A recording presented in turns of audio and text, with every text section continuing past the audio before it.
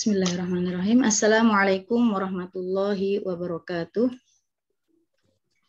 Waalaikumsalam warahmatullahi wabarakatuh. Alhamdulillahi rabbil alamin wa bihi nasta'in wa ala umuri dunya waddin. Wassalatu wassalamu ala sayyidil mursalin habibina wa maulana Muhammadin wa ala alihi wa sahbihi ajma'in.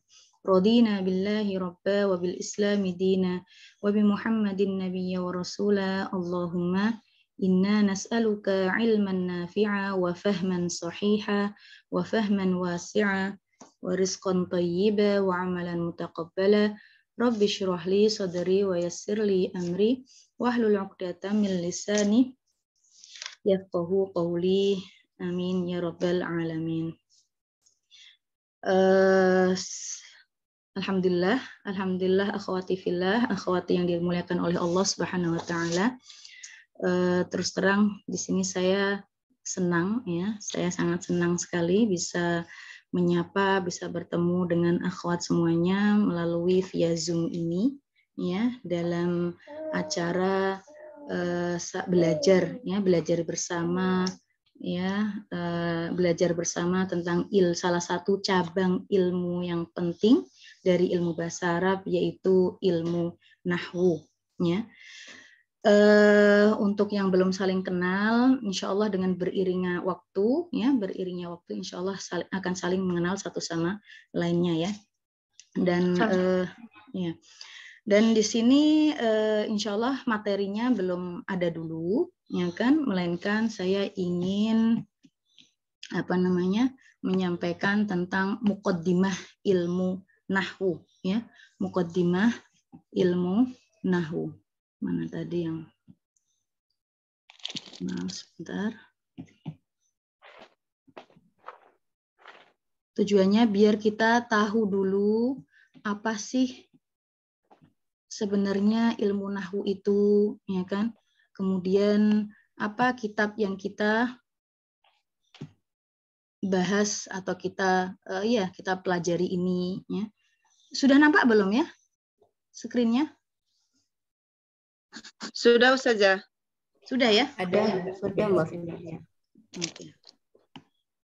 Nah, jadi di sini ini adalah kitab aslinya, ya, namanya At-Tuhfah As-Saniyah. Coba kita baca bersama At-Tuhfah As-Saniyah, ya, At-Tuhfah As-Saniyah. Tuhfah As-Saniyah. Iya. Nanti kalau misalnya ada yang tanya atau lagi kita ngasih informasi ke teman-teman, aku lagi ini nih, lagi belajar ilmu nahwu nih, kitab apa? At-Tuhfah As-Saniyah. Oke ya? Tuhfah As-Saniyah. Nah, di sini untuk muqaddimahnya apa saja yang akan kita bahas bersama. Yang pertama yaitu pengenalan singkat tentang kitab Al-Ajrumiyah, ya. Kemudian juga pengenalan singkat kitab yang akan kita pelajari bersama, yaitu At-Tuhfah As-Saniyah. Kemudian pengenalan singkat juga tentang Mandumah Al-Ajrumiyah. Dan yang terakhir adalah pengenalan singkat ilmu nahwu. Ya. Jadi nggak ada materi dulu untuk pagi hari ini. Insya Allah materi pertama, insya Allah pada 2 pekan selanjutnya. Ya. Insya Allah dipahami ya. Nah, di sini yang pertama adalah pengenalan singkat kitab Al-Ajrumiyah. Ya, Al-Ajrumiyah. Tulisannya seperti itu, Al-Ajrumiyah. Ya. Biasanya kalau di Indo itu, ummahat, akhwat, lebih dikenal atau disebut dengan Jurumiyah. Nah, kalau kita menaruh anak-anak kita di pesantren, ya kan, mungkin akan belajar ilmu nahwu dengan menggunakan kitab Jurumiyah, Ajrumiyah. Tulisannya seperti itu, Al-Ajrumiyah, tapi orang-orang bilangnya Jurumiyah, kitab Jurumiyah. Nah, lalu kitab Jurumiyah itu apa sih? Ya, ketika saya bilang Ujrumiyah, Ajrumiyah, Jurumiyah, sama saja ya. Nah, di sini kitab Al-Ajrumiyah, ya, atau bisa dibilang Matan Al-Ajrumiyah. Jadi punya nama-nama ya. Matan Al-Ajrumiyah bisa, atau Al-Muqaddimah Al-Ajrumiyah juga bisa. Ya, gampangnya ya, Jurumiyah. Itu adalah kitab nahwu. Nahwu itu apa sih? Nah, nanti kita juga akan bahas. ya, karya dari Syekh besar Muhammad bin Muhammad Dawud As-Sonhaji Al-Ajrumi, ya.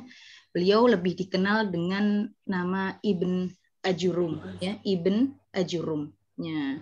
Ulama-ulama terdahulu memang lebih dikenalnya dengan anaknya si Fulan. Nah, Ibnu itu anak laki-laki, Ajurum, ya, itu dari kakeknya, ya, Muhammad bin Muhammad Dawud As-Sonhaji Al-Ajrumi, lebih dikenal dengan Ibnu Ajurumi, ya. Beliau wafat pada ini tahun 1324 Hijriah, ya. Kalau Pak Ibnu Mundir, nama aslinya beliau atau bapaknya namanya Mundir, Mbak Nai? Jadinya jadi kayak nggak punya nama anaknya. Iya. Nama aslinya ya, ada nama di sini ketua diaspora di Kuwait namanya Ibnu Mundir, ya. Apa namanya? Itu nama lengkapnya, nama aslinya memang Ibnu Mundir. Jadi bukan bapaknya namanya Mundir. Ya. Para sahabat juga dulu banyak ya yang dinamakan kayak Ibnu Abdullah ya, Ibnu Abdullah. Ya, seperti Umar bin Abdullah, Abbas apa namanya? Abdullah bin Umar, Abdullah bin Abbas, Abdullah bin Mas'ud, kayak gitu. Ya, Ibnu Umar, Ibnu Abbas, Ibnu Mas'ud, ya, itu para sahabat itu lebih masyhurnya seperti itu. Ya, itu namanya Abdullah bin Abbas, Abdullah bin Umar, Abdullah bin Mas'ud dan lain sebagainya. Ya. Baik, Ibnu Ajurum di sini lahirnya itu subhanallah di tahun meninggalnya ulama ahli nahwu juga. Yang terkenal juga asal Andalusia yang bernama Ibnu Malik, ya. Ibnu Malik itu siapa? Beliau Masya Allah, ya, yang mengarang atau karyanya itu ada salah satu karyanya berupa kitab Alfiyah. Kalau kita pernah mendengar kitab Alfiyah, ya, itu juga kitab yang membahas tentang nahwu, tapi itu berupa untaian syair, berupa bait. Berapa jumlahnya? Ada 1002. Ya, sekitar 1002 bait syair. Nah, makanya dinamakan Alfiyah. Dari kata alf itu artinya 1000, ya, 1000. Nah, Ibnu Malik meninggal di tahun pas Ibnu Ajrum itu lahir, ya. Jadi di sini ya dikatakan bahwasanya Jadi di sini pada tahun itu seorang ahli nahwu meninggal dan seorang ahli nahwu lainnya dilahirkan. Sama halnya dengan Imam Syafi'i, ya. Imam Syafi'i ahli fikih senior, Masya Allah. Beliau lahir pada tahun meninggalnya Imam Hanafi, ya, pada tahun 150 Hijriah. Itu juga dibilang telah lahir ulama besar dan telah meninggal ulama besar dan lahir ulama besar juga, ya, sama seperti itu. Nah, Ibnu Ajurum ini selain ahli nahwu, Masya Allah, beliau juga menguasai ahli-ahli yang lainnya, ya, fikih, tafsir, hadis dan yang lainnya, Masya Allah. Tapi di sini terkenalnya beliau sebagai ahli nahwu. Ya. Ajurum di sini bukanlah dari bahasa Arab, ya, bukanlah berasal dari bahasa Arab, melainkan bahasa Barbar yang berarti al-faqir as-sufi, ya, al-faqir as-sufi. Ya, ini julukan ini menandakan bahwasanya beliau ini Masya Allah sosok yang ahli ibadah dan menjalankan perilaku kehidupan sufi. Maksudnya di sini adalah tidak terlalu ini dengan keduniaan, ya. Jadi di sini hidup sufi itu hidup yang menjauh dari kehidupan duniawi. Ya. Masya Allah. Kemudian di sini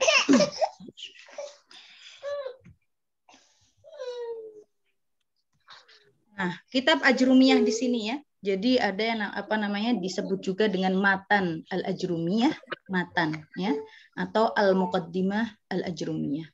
Subhanallah, kitab ini sebenarnya kitab yang sangat ringkas sebenarnya, ya, berisi tentang teori-teori basic tentang atau dasar ilmu nahwu, ya, ilmu nahwu. Subhanallah, dan umur usia kitab ini itu sudah lebih dari 7 abad, ya. Sudah lebih dari 7 abad, tetapi Masya Allah sampai sekarang kitab ini masih dikaji.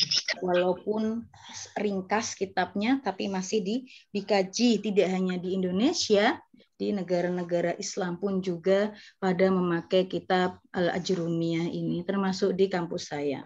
Ya. Nah, ini untuk basicnya bagi pemula ya yang mau belajar ilmu nahwu itu memang dianjurkan untuk mempelajari kitab Jurumiyah dulu sebelum mempelajari kitab Alfiyah yang jumlahnya tadi ya 1002 itu bait syair ya. Jadi Alfiyah itu level yang tertinggi, level yang paling atas untuk mempelajari ilmu nahwu. Jadi tidak disarankan bagi yang pemula langsung mempelajari Alfiyah. Waktu itu saya sangat ingat betul waktu SMA aliyah di Kudus sebelum ke Kuwait, saya pernah aliyah, masuk aliyah di Kudus, aliyah Islam ya, sekolah aliyah di Kudus. Itu bahasa Arabnya, ilmu nahwunya menggunakan Alfiyah. Waktu itu ya hanya menghafal tapi nggak paham sama sekali. Ya, cuma menghafal bait-baitnya. Ya, waktu itu baru ya dari 1000 itu baru yang kita hafal baru 50 saja. Nah, ternyata itu adalah level yang tertinggi. Ya, jadi di sini saya mengajak ummahat atau akhwat semuanya dalam mempelajari ilmu nahwu, maka baiknya kita belajar kitab Jurumiyah terlebih dahulu. Nanti kalau sudah Jurumiyah sudah fasih, sudah oke, sudah mutqin, baru menginjak ke level selanjutnya ada kitab namanya Qatrun Nada. Kitab Qatrun Nada, ya kan? Itu level selanjutnya. Itu saya sudah belajar juga, ya kan? Dan itu mulai ada khilafat. Khilafat itu perselisihan. Sama hanya ilmu fikih, dunia fikih juga ada perselisihan madhab. Nggak hanya perselisihan madhab, dalam satu madhab pun juga ada berselisih, ya kan? Nah di dunia nahwu juga ada perselisihan juga, ya kan? Seperti itu. Nanti kalau sudah mutkin Qatrun Nada, kitab Qatrun Nada baru masuk ke level Alfiyah, ya, masuk ke level Alfiyah. Dan itu Masya Allah di jamiah di kampus saya juga sudah dibuka kelas Alfiyah itu sampai berapa tahun itu, ya, dan saya belum bisa mengikutinya. Saya tidak, Insya Allah nanti kalau ada kesempatan saya ikut juga, ya. Jadi Insya Allah bisa difahami ya. Ummahat ya tentang kitab Jurumiyah ini. Dan subhanallah ya kan kalau kita cermati di sini, kalau usia kitab Jurumiyah ini sudah lebih dari 7 abad sementara masih dikaji, ini menandakan apa? Ya, menandakan bahwasanya Allah telah memberikan taufik kepada pengarangnya. Ya, memberikan taufik kepada pengarangnya. Mungkin karena keikhlasan niat beliau, si penulis ini dalam membuat kitab ini. Keikhlasan niat murni karena Allah untuk menebar manfaat bagi umat sehingga Allah memberikan taufiknya. Dan kalau kita bayangkan, nggak bisa bayangkan mungkin berapa pahala yang mengalir ya untuk beliau ya, walaupun beliau sudah meninggal berabad-abad tahun lamanya. Ya. Saya itu kalau membaca kisah-kisah ulama-ulama terdahulu begitu semangat dalam membuat karya seperti itu ya kan, menjauh dari kehidupan dunia, kehidupan dunia tetap diperhatikan, tetapi yang tidak terlalu terlalu diikutin terus kayak gitu ya. Kayak seperti ulama-ulama dulu bisa menghasilkan karya gitu, di situ saya merinding gitu loh. Ya Allah, saya tuh pengen ya berdoa ya, siapa tahu ya, nggak ada salahnya kita berharap ya, walaupun kualitas saya kayak gini-gini aja, tapi nggak ada salahnya kita berharap. Semoga kita berdoa, semoga ada salah satu dari keturunan kita yang bisa mengikuti jejak-jejak para ulama besar terdahulu ya kan, yang benar-benar Masya Allah khidmat kepada agama Islam, untuk umat Islam ya kan, murni mencari ridho Allah Subhanahu wa taala. Insyaallah bisa difahami ya ummahat ya. Kita kemudian lanjut ke pengenalan singkat kitab At-Tuhfah As-Saniyah. Ini kitab yang saya punya. Kalau sudah punya ini Ummahat atau Fasaniyah, nggak masalah, nggak usah di-print lagi, itu yang PDF yang saya share. Nah, yang saya share itu terjemahannya ya, terjemahan dari kitab At-Tuhfah As-Saniyah.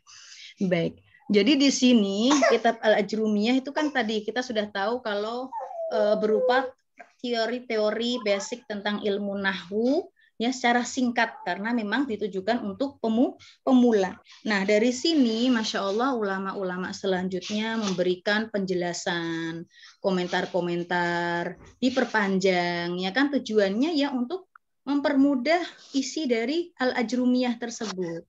Ya, paham ya? Nah, di sini kitab At-Tuhfah Saniyah merupakan salah satu dari sekian banyak syarah. Syarah itu penjelasan dari kitab Ajrumiyah. Ya, ini adalah kitab karya Syekh Muhammad Muhyiddin Abdul Hamid.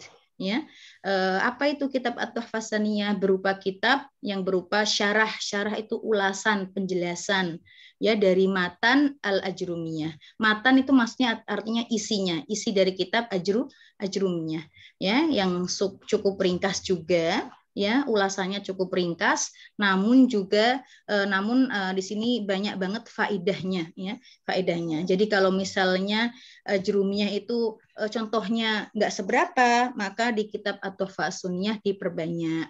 Misalnya ada penjelasan yang samar, maka diperjelas di kitab At-Tuhfah As-Saniyah ya.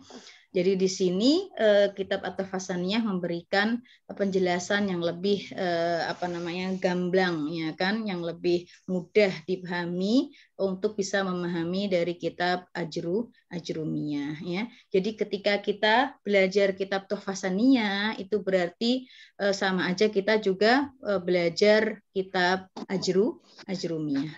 Insya Allah bisa difahami ya. Nah, yang kita share itu adalah terjemahannya.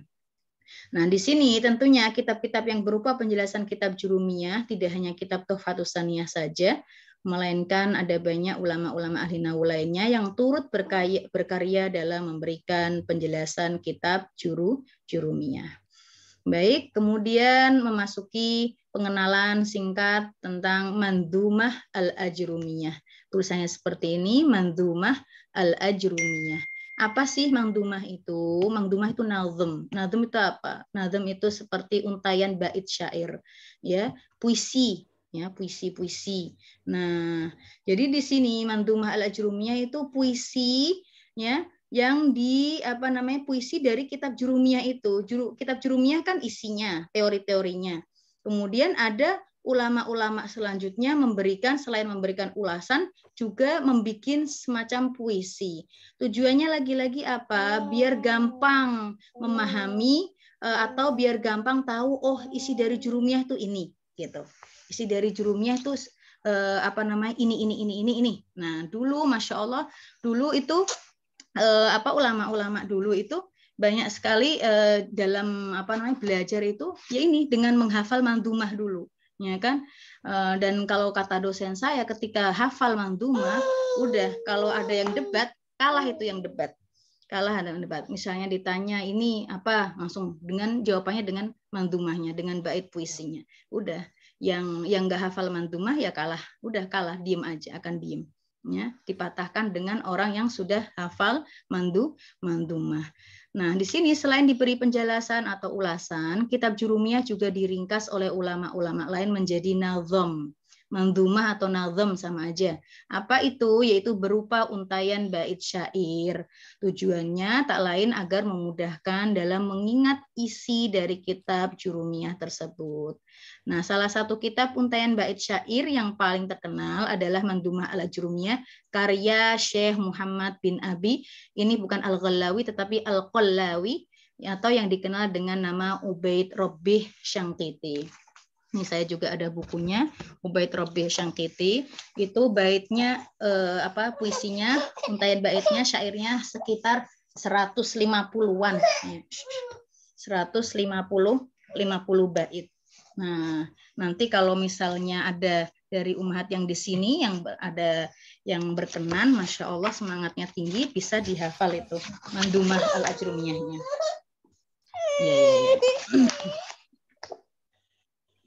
Nih. Jadi di sini mana itu? Nah, di sini ini kelihatan nggak ya? Ini bait-baitnya. Nah, dibikin puisi kayak gitu. Di sini banyak ya. Masya Allah. Mereka itu ulama-ulama dulu itu kok bisa, Masya Allah ya, kreatif sekali ya. Masya Allah di sini. Nah, ini yang saya lombakan waktu itu, ya kan? Jadi lomba menghafal Mandhumah al-Ajrumiyah plus pemahamannya, ada ujian tertulisnya. Ya, tak lebih isinya ya ini. Qala Ubaidu Rabbihi Muhammadu Allah fi kullil umuri Ahmadu musalliyan ala rasulil muntaqa wa alihi wa sahbihi dhawit tuqa wa ba'du fal qasdu bidzal mangdumi tasilu manthur ibnu ajurumi liman arada hifdahu wa asura alaihi an yahfadha ma qad nuthira wallaha asta'inu fi kulli amal ilaihi qasdi wa alaihil muttakal. Ya, Masya Allah ini bagi yang mau hafal, kita bareng saya, insya Allah saya juga mau murojaah untuk menghafalnya. Dulu saya hafal lancar loh. Masya, ada 150 bait. Ini saya suka banget dengan muqaddimah bait ini, muqaddimah puisi ini. Ya, bahwasanya di sini yang terakhir yang pertama dia bilang qala Ubaidu Rabbihi Muhammadu, namanya itu Ubaidu Rabbih, ya, maksudnya hamba Tuhannya, yang namanya adalah Muhammad. Ya. Hamba Allah namanya Muhammad berkata Allah fi kullil umuri Ahmadu, ya, bahwasanya hanya Allah lah ya yang patut dipuji atas segala setiap urusan. Nah, yang terakhir di muqaddimahnya beliau bilang wallaha asta'inu fi kulli amal, ya, dan hanya kepada Allah lah aku meminta pertolongan pada setiap amalan apapun itu. Ilaihi qasdi wa alaihil muttakal, ya, kepadanya lah tujuanku, ya, tujuan kita sebenarnya ingin bertemu Allah Subhanahu wa taala, enggak lain dari itu, ya. Wa alaihil muttakal, dan kepadanya lah kami, ya, dia atau beliau ini menyerahkan segala urusan, atau kita bilangnya bertawakal. Baru dimulai dengan bab kalam. Innal kalama indana faltastami' lafdun murakkabun mufidun qad wudi'. Nah, kalau ditanya apa itu kalam? Kalam langsung kalau sudah hafal Mandhumah ini langsung bilang lafdun murakkabun mufidun qad wudi'. Nah, apa saja pembagian kalam? Aqsamuhul lati 'alaiha yubna ismun wa fi'lun tsumma harfun ma'na, kayak gitu. Nah, di situ kalau hafal ini Masya Allah, hafal mutqin, udah deh yang akan debat pasti kalah langsung. Ya, kalah, apalagi ini baru pemula, apalagi kalau yang sudah hafal alfiyah yang 1000 tadi, 1000 bait itu, sudah sudah habis itu nggak perlu lagi belajar nahwu yang lainnya, sudah cukup sekali kalau sudah belajar alfiyah. Jadi insya Allah di sini tetap semangat ya, semangat dan saling mensupport insya Allah belajar ilmu nahwu ini. Baik. Insya Allah. Ya, kemudian yang terakhir pengenalan singkat tentang ilmu nahwu. Nah, ilmu nahwu itu apa sih? Nah, kita akan membahasnya bersama, definisi ilmu nahwu dan pembahasannya, faidah dari mempelajari ilmu nahwu, ya kan? Kita belajar tentunya ada faidahnya apa sih? Itu enggak hanya sekedar belajar tanpa tahu faidahnya. Kemudian pencetus ilmu nahwu sebenarnya siapa sih, ya kan? Kemudian hukum dari mempelajari ilmu nahwu sendiri itu apa? Baik, nahwu, ya, definisi ilmu nahwu, di mana-mana kalau definisi ada secara bahasa dan juga secara istilah. Secara bahasa nahwu itu mempunyai banyak makna, di antaranya adalah al-jihatu. Al-jihah itu arah, ya, arah. Contohnya seperti dhahabtu nahwa fulanin, aku pergi ke arah si fulan, ya, nahwa, arah, al-jihah, ya. Arti lain dari secara bahasa dari ilmu nahwu yaitu asyabah wal mithal, yaitu artinya menyerupai, ya, menyerupai, seperti Muhammadun nahwu aliyin, Muhammad itu loh seperti Ali, ya, Muhammad itu sama seperti Ali. Lihat yang pertama tadi nahwa fulanin, Yang kedua nahwu aliyin. Kalau kita perhatikan ada kata nahwunya kan? Dhahabtu nahwa. Lihat nahwa. Muhammadun nahwu aliyin. Ada nahwu-nahwunya di sini. Ya kan? Tapi kalau kita perhatikan detailnya lagi, harokat di nahwu. Lihat wa di sini nahwa. Tapi yang di contoh kedua nahwu. Jadi dhammah. Ada yang berharokat fathah, ada yang berharokat dhammah. Lihat, kok bisa? Nah, inilah yang dipelajari di dalam ilmu nahwu. Oke ya? Nah, kalau kita baca Al-Qur'an tuh, kadang muslimun, kadang muslimin, kadang muslimat, ya kan? Nah, itu di dalam ilmu nahwu itu. Ya kan kalau nggak belajar ilmu nahwu nggak akan tahu kok bisa. Ya kan mukminun, kadang mukminin, munafikun, kadang munafikin, Ibrahimu, kadang Ibrahima, ya kan? Dan seterusnya. Ya. Nah, lalu secara istilah ilmu nahwu itu apa sih? Untuk biar apa namanya kita belajar ilmu nahwu, tapi ya kita baiknya tahu sebenarnya nahwu itu apa sih ilmu nahwu. Ya. Kalau kita sudah tahu secara bahasa artinya tadi arah atau menyerupai. Ya, secara istilah adalah ilmu yang mempelajari kaidah-kaidah bahasa Arab. Ya, ternyata nahwu itu pelajaran atau ilmu yang pelajari tentang itu tata bahasa atau ya kaidah-kaidah bahasa Arab agar apa mengetahui keadaan kata dalam kalimat dan kalimat terakhirnya baik berubah mu'rab atau tetap mabni. Ya, mu'rab itu maksudnya yang berubah-ubah akhir kata. Misalnya Muhammadun nanti bisa jadi Muhammadan, nanti bisa jadi Muhammadin. Oke. Kemudian yang tadi mukminuna jadi mukminina, mukminaini, ya mukminani, bisa muslimatun, muslimatan. Nah, itu perubahan akhir kata itu. Nah, itulah yang dipelajari di dalam ilmu nahwu. Mu'rab itu berubah-ubah, lawan kata dari Adik jangan disobek tadi.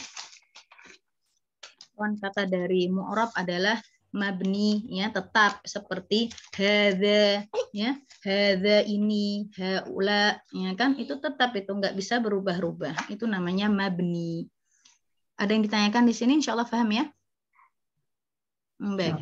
Kemudian objek pembahasan ilmu nahwu sudah jelas dari definisi secara istilah tadi sudah jelas pembahasan ilmu nahwu adalah membahas kata-kata bahasa Arab dari segi berubah dan tidaknya harokat terakhir suatu kata dan lain sebagainya. Nah, misalnya kapan ini dibaca marfu, ya kan?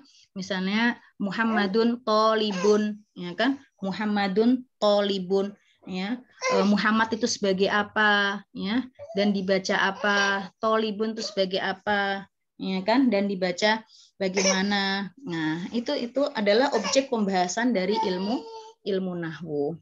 Ya, contohnya tadi yang secara bahasa tadi, dhahabtu nahwa pakai fathah, nahwa fulanin. Yang kedua Muhammadun nahwu aliyin, ya nahwunya pakai dhammah. Itu contoh sederhananya saja. Ya, kemudian faidah dari mempelajari ilmu nahwu. Ya, lagi-lagi ya kita belajar ilmu nahwu ini punya tujuan yang sangat penting. Ya, yang sangat penting lebih dari hanya bisa sekedar ngomong bahasa Arab. Ya, karena yaitu bisa tujuannya agar setidaknya mengetahui, ya kan, setidaknya mau belajar sedikit agar bisa memahami bacaan kita di dalam membaca Al-Qur'an. Oh, ini seperti ini nih. Oh, ini. Ada sedikit pengetahuan lah tentang itu, ya. Jadi di sini faedah mempelajari ilmu nahwu di sini untuk menjaga lisan dari kesalahan dalam pengucapan lafal bahasa Arab, dan juga tujuan yang penting atau faedah yang terpenting untuk memahami Al-Qur'an dan hadis Nabi dengan pemahaman yang benar. Jadi di sini untuk menjadi ahli tafsir, ahli fikih, ya nggak bisa hanya bersandar dengan terjemahan Al-Qur'an saja, tidak bisa, ya.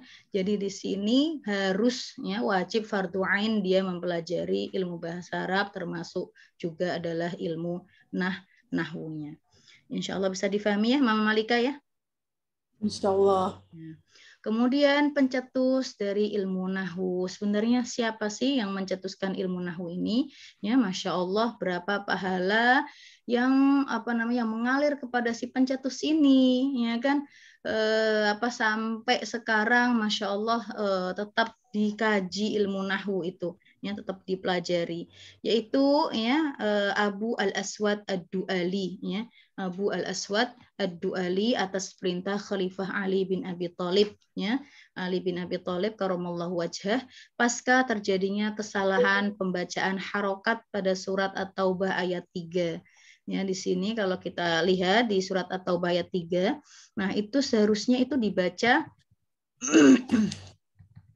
seharusnya dibaca dhammah, seharusnya dibaca fathah, nih seharusnya dibaca dhammah tetapi dibaca kasroh, ya. Anallaha bari'un minal musyrikina wa rasulah, ya. Wa rasul. Seharusnya dibaca dhammah tetapi di sini dibaca kasroh, ada kesalahan di situ, ya. Di sini lihat kalau kita perhatikan anallaha bari'um yang saya kasih merah di sini, anallaha bari'um minal musyrikina wa rasuluh, ya. Nah, ini ada yang membaca wa rasuluh itu, ada yang membaca dengan kasroh, ya, wa rasulih, ya. Maka maknanya bisa meleset jauh, ya, maknanya bisa meleset jauh. Coba kita buka surat At-Taubah dulu, ummahat, akhwat yang punya mushaf. Baik,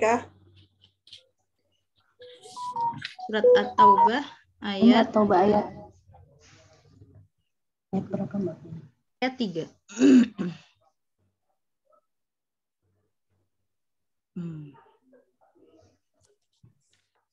Oke, ya.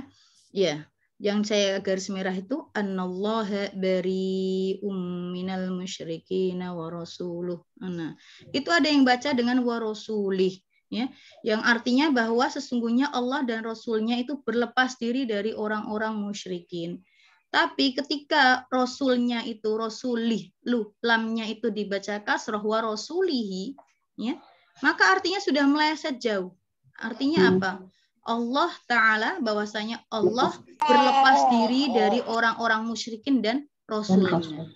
Ya, Allah berlepas diri dari Rasulnya. Nggak mungkin, ya kan? Nggak mungkin. Padahal hanya salah di harokat saja. Ya. Sama halnya kalau kita baca surat Al-Fatihah, ya kan? Alhamdulillah, bismillahirrahmanirrahim, alhamdulillahirabbil alamin, arrahmanirrahim, maliki yaumiddin. Iyyaka na'budu wa iyyaka nasta'in, ihdinas siratal mustaqim, siratal ladzina an'amta, ya. An'amta kalau diganti dengan an'amtu berubah jauh maknanya. Yang an'amta itu adalah Allah Ta'ala yang memberikan kenikmatan, ya kan, memberikan nikmat. Kalau diganti dengan harokatnya saja an'amtu menjadi aku, ya kan, yang merubah, yang memberikan kenikmatan. Jauh sekali, ya, jauh sekali artinya. Makanya di sini, nah atas kejadian seperti ini, Khalifah Ali bin Abi Thalib menyuruh Abu Al-Aswad Ad-Du'ali untuk memberikan harokatnya, karena memang tadinya Al-Quran itu nggak seperti yang kita lihat ada harokat-harokatnya. Dulu nggak ada harokatnya sama sekali. Dan kita tahu Islam sudah mulai meluas di penjuru negeri, sehingga yang non Arab juga banyak sudah mulai membaca Al-Quran, ya kan. Nah, biar nggak ada kesalahan di situ, maka di sini Khalifah Ali memerintahkan Abul Aswad Ad-Du'ali untuk memberikan harokat sekaligus memberikan atau sekaligus nulis, ya, membuat karya, ya, yang berupa ilmu nahwu ini, ya. Dan ilmu ini dikenal dengan ilmu nahwu karena Abul Aswad Ad-Du'ali terinspirasi dengan perkataan Khalifah Ali, ya, Khalifah Ali bin Abi Thalib, inhi atau unhu hadan nahwa, ya, ada nahwanya di sini, artinya adalah lanjutkanlah contoh ini, dikasih tahu sama Sayyidina Ali, kemudian disuruh meneruskan contoh-contoh yang diberikan oleh Sayyidina Ali. Nah, nahwa di sini, ya, yang artinya tadi asyibih atau misal, contoh atau persamaan di sini, maka dikenal dengan ilmu nahwu. Dan ada juga kejadian riwayat yang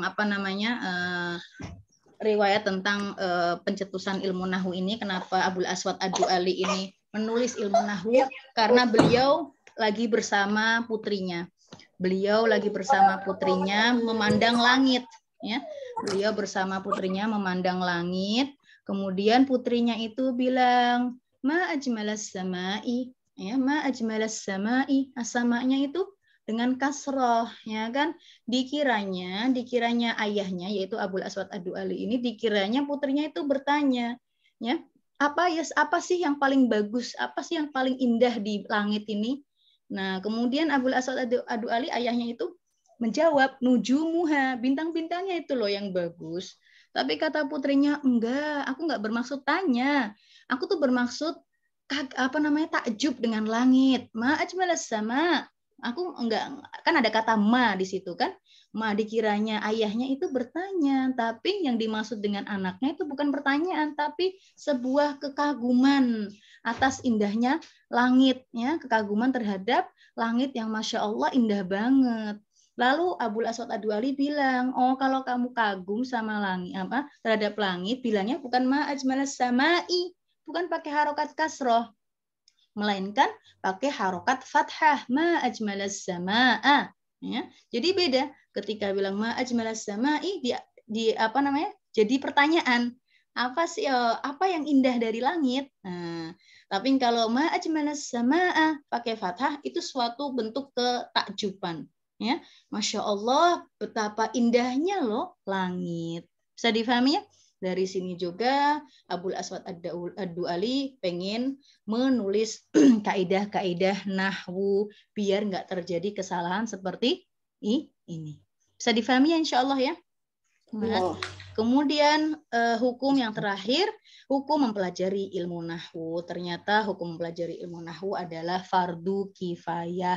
Kita tahu kan sabda Rasulullah bahwasanya thalabul ilmi faridatun ala kulli muslim.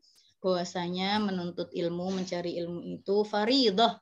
Faridah itu wajib bagi setiap muslim dan muslimah. Nah, wajib ini dalam istilahnya fardu. Fardu itu dibagi menjadi dua, fardu ain dan fardu kifayah.